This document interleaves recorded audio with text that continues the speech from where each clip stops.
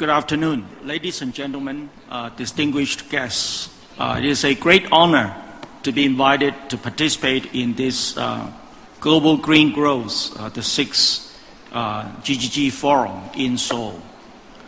It is always a pleasure coming to our beautiful neighboring country, Korea. My last visit was last May. Very impressed. Of course, I made a few trips to Korea before. Each time, surprisingly, I see the progress, but also the very clean, very harmonious development of the very modern country in Korea. So I tip my hat to you all as our great neighbor. First, I would like to give you kind of 2-minute commercial of our company, because as a representative from one of the ICT companies in China, many of you may not know iSoftStone. It is founded in 2001, even though it is only 11 years old. Today we employed about 20,000 staffs globally.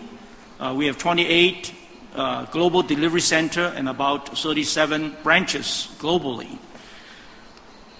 We focus on about 10 industries, including high-tech, telecom, BNFSI or banking, finance, insurance, securities, public sector from power utilities, transportation, and that's where our recent focus in China's smart city projects is really focused in this industry.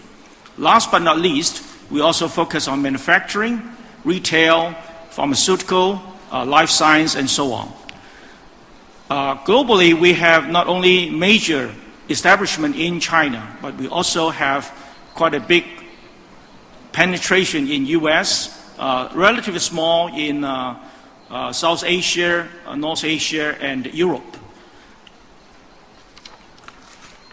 So we also recently focused very much on our R&D effort, try to build up more of our own IP, unique kind of our industry solutions and expertise.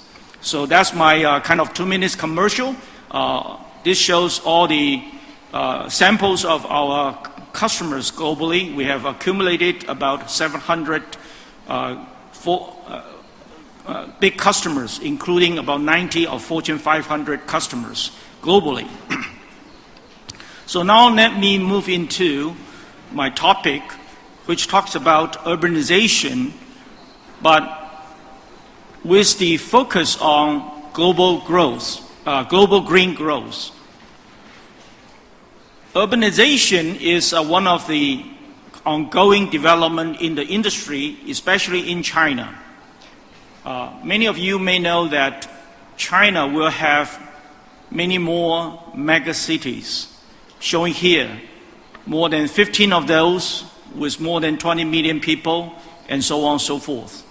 In China, there are 3 batches of so-called smart city pilot projects. Start with the first batch, about 100 or so, and then the second batch and the third batch of smart cities pilot projects were just announced with another 100 cities added to the list.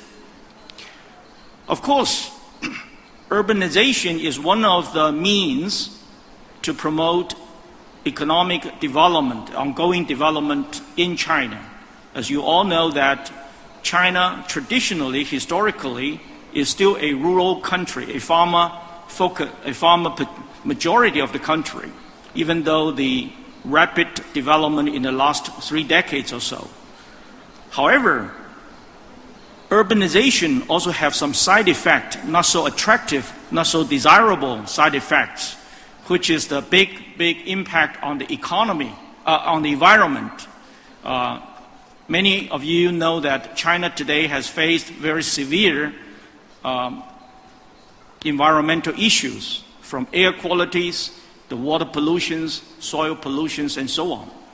So we have to find a better way to find the balance between economic development versus the environmental friendly.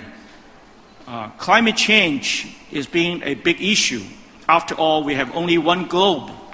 Recently, I have noticed that per capita, China's carbon dioxide emission or CO2 emission on a per capita level has exceeded EU or Europe Union's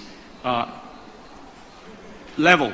So this is becoming an urgent issue in China to find the right balance. China is a very populous country, so the energy consumption and also the economic development is very, very important. But we have to find the right balance between economic development, sustainable development, versus the industry, versus the environment. So the new urbanization or the smart city projects, the most important thing in our view is to find the right balance. Urbanization on one hand is a very important economic driver for China. But on the other hand, we just cannot do more harm to our mother nature. We have to find the right urban and rural development balance. We have to find the right balance between the resource consumption versus our output in terms of GDP. We have to find the right harmonization or harmonious development between people and the economy, because disparity in China today is also the richest and the poor are still a problem. So finally, we have to find the industrial cities balance, or after all, China is a very diversified country. Every region, every city has very different unique characteristics. We have to find the differentiator of each city and find a balanced progress.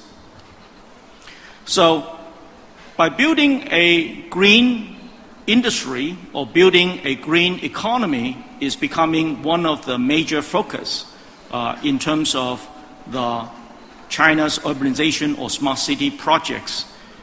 In these, we have to find the new energy resources, either the wind energy or the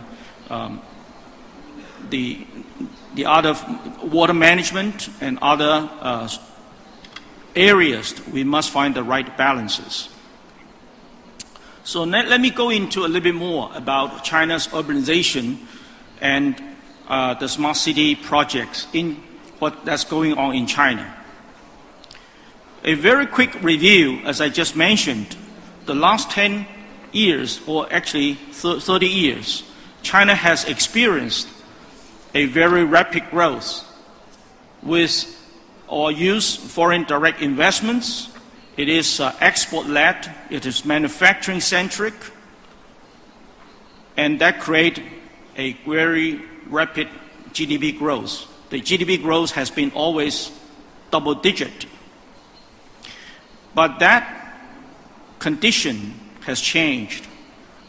The currency advantage, the labor cost in China has been rising very rapidly in the last few years, and also the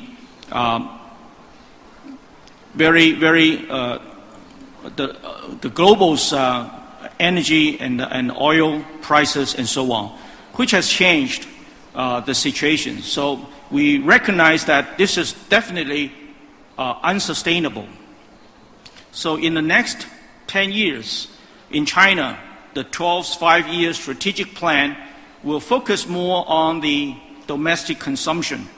It's no longer export-led, but rather focus more on the domestic consumption. In the past, the heavy basic infrastructure investment, FDI led kind of economy has to be replaced by more service-oriented economy. And finally, it is try to transform the industries.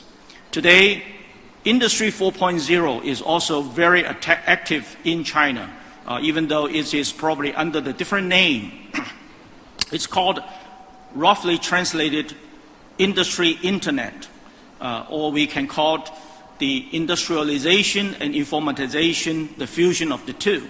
So this is what's going on. Again, in the last 10 years, this kind of very resource heavy manufacturing-centric kind of economy has to be replaced by more sustainable, more service-oriented kind of economy. So that is the background, the backdrop of China's smart city projects. Use Nobel laureate Joseph Sliket's, or the Columbia professor's words. The two major economic drivers in the 21st century, one is China's mega urbanization movement. The other one is US high tech. So as a ICT company, we recognize that high tech, or particularly the ICT technologies, plays a very important role in China's smart city projects. Even though, on the other hand, IDC show that there's a big market potential. So it is also, from a business perspective, very important to recognize that. In smart city, the business actually, under this banner, is actually covering quite a wide range of projects, but basically covering the four areas. One is the so-called industry, or the simulating the new economy through the local industry. The second one is people's livelihood or well-being. The third one is environments. And the fourth one is really better city management, better use of the city, the resources, and manage the city facilities, provide better services, citizen services. So these are the kind of the objectives that I show you in this chart. So what's the role of technologies? In iSoftStone, we call the latest trend of the ICT technologies, we call the smart technologies, which represents the social media, the mobile or mobility, data analytics. A stands for big data analytics. R is really computing resources sharing, or cloud computing, as many people know it. Last but not least, T stands for things, or Internet of Things. So all these five technologies together combined as smart technologies are the major fabrics that we use to develop the China's smart city projects. As this chart shows you, that on the left-hand side, we have to recognize the importance of the upper level or the master planning stage, and then design, build the projects, but also operate the projects effectively. And again, the fourth square shows that the major four areas. The industry, which is a very important theme of Industry 4.0 here, livelihood, the citizens' well-being, the environment protection, resource reservations, or energy reservations, and city management. And apply these technologies, give us a good way to exploit all these technologies to build very innovative solutions. And this is kind of the scenario. In the front end, we have all kinds of telematics, collect all the data through all kinds of different communications vehicles. And then in the back end, in the cloud, we have the big data analytics and come up with very smart decisions in those four areas. So once again, even though these three areas, three layers in terms of the industry, the citizen services, and management, all build on the very important foundation of Mother Nature, which is the environment.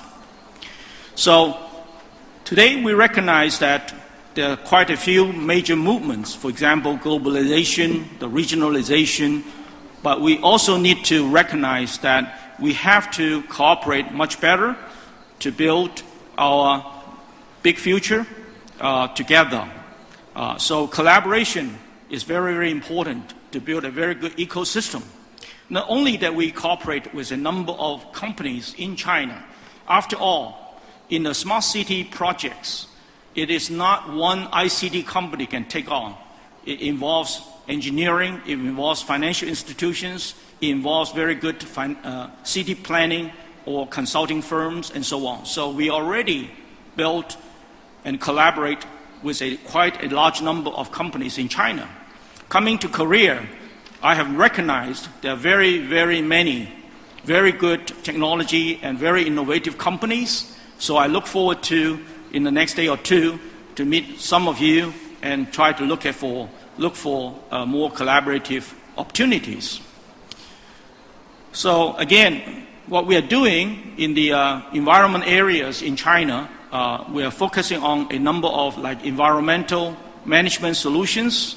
For example, this is our energy management center that we built to monitor and manage to save energy, to build a very good overall kind of a total solution in the energy management areas. In the back, I have listed a number of projects that we have done. Due to time, I cannot go into many of them. In China today, I can say that we have done at least over 30 projects. And as we speak, there are more than 10, 15 projects that are fairly big that are going on in China. They range or cover those 4 areas that I just mentioned. For example, we built a very good city management and emergency command center for a number of cities. We have built a very good logistic management systems. We used smart devices in the front end to connect the cargo freight drivers, cargo companies with the goods or companies, and so on. We built a very good, this is still part of that solution that we built in Liaoyuan in China. And this is one of the applications that we built in Macau to take care of the elderly, to use the smartphone to give them the kind of one touch that they can reach the right healthcare consultants, the right community, and so on and so forth. This is a couple of the examples that we have done in the environment areas. For example, in some situations in China, when the air quality is really turning very bad, the government will have to make some decisions. For example, limiting the cars that are on the road, and so on and so forth. So we built a simulation system to help them to make that kind of the decision. One more in the energy saving area that we built in Guangdong, for example, in China Telecom, because their machine rooms use a lot of energy, electricity. So by using the smart meters and smart energy optimization solutions, we can save them a lot of just electric bill. So again, this is one of the areas that we are focusing on. This one is in the energy saving in terms of the geographical areas that we try to balance the energy consumptions versus environments, what are the impacts, and so on. So very quickly, I give you kind of a potpourri of the projects we have done. Again, coming to Korea, I found that there are very many things that we as a neighboring country can learn from. So I want to thank you and look forward to talking to you in the next day or two. Thank you very much.